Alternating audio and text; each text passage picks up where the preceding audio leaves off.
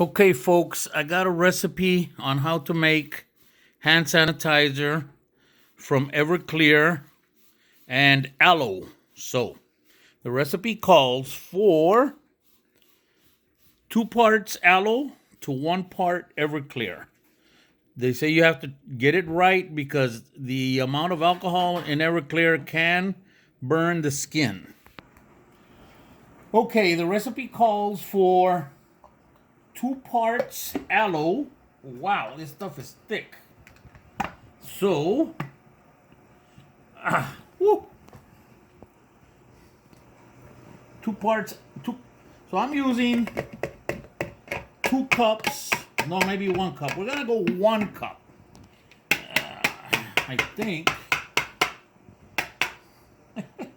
Wow, this stuff is. We're gonna go 2 cups. Okay, we're gonna pause for a minute while I get this other cup out. So, páralo. So, I think we've got the gel down to the bottom. My lovely assistant is helping me. And I looked this up, and this 16-ounce bottle is equal to 2 cups. So, we know that that measurement is right. In a minute, I'm going to rinse this out with a little bit of Everclear. This is Everclear. We're looking at 151 proof. That means it's 75% alcohol. You have to be careful with this stuff. They say it can burn your skin. So we're taking 1 cup of this. 1 for me and 1 for my homies. So, anyways, that is 1 cup of Everclear. I left just a little bit of space in that cup because I need to try and rinse that gel. So, we have that. Now we're going to mix it.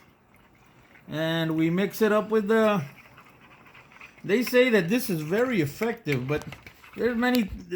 It depends where you look. Some people say, no, don't use it. And some people say, yes, use it.